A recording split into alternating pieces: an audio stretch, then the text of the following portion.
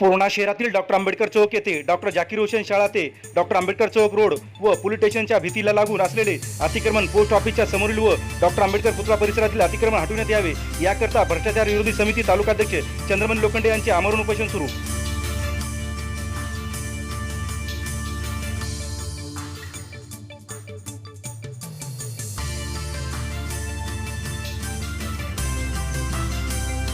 पूर्णा शहरामध्ये जे अतिक्रमण रेल्वे स्टेशनच्या जवळचे अतिक्रमण काढले, बाकीचे ठुलेत म्हणजे जे गोरगरिबाचे अतिक्रमण होते ते हातावर काम करणारे, बोटावर पाणी विकणारे, चप्पल शिवणारे ते अतिक्रमण काढलेत गोरगरिबाचे आणि दंडाटक्या ठेवलेत त्याच्यामध्ये नगरसेवकाचे अतिक्रमण आहेत, सर्वांचे अतिक्रमण ते तसेच ठेवलेत। ते का पुऱ्या जनतेची मागणी सर्व अतिक्रमण काढावं, ॲक्सिडेंट होत आहे। याबाबत तुम्ही जिल्हा प्रशासनाशी काय बोललात? हा बोललो ना, काय बोलले? भेटून बोललो त्यांना, ते म्हणले मी त्याला सांगतो म्हणले।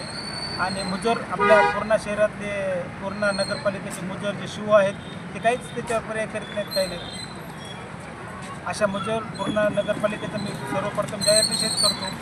त्यांनी कुठले कारण दाखवली शिवने जिल्हाधिकारी? काहीच नाही, ते करू काढू आपण बघू, मी पोलीस सांगतो हे करतो असे उडवाउडीचे उत्तर देतात ना। ते केलं तर सर्वच करायचं ना, तर गरिबाचं का काढायचं? त्या गरिबाचं गायकवाडच्या नावाची 2 बार पानपट्टी टाकली, 2 बार उचलून टाकली पानपट्टी, त्याची हे करून टाकली।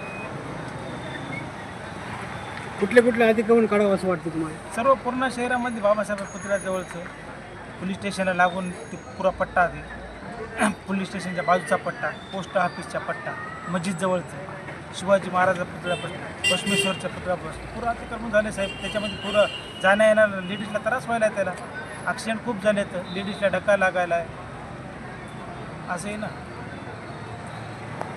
किती दिवस तुम्ही उपोषण करणार? हे मुदत उपोषण जवळ निघत नाही तर उपोषण, जीव गेला तर बरोबर खात नाही आपल्या समाजासाठी।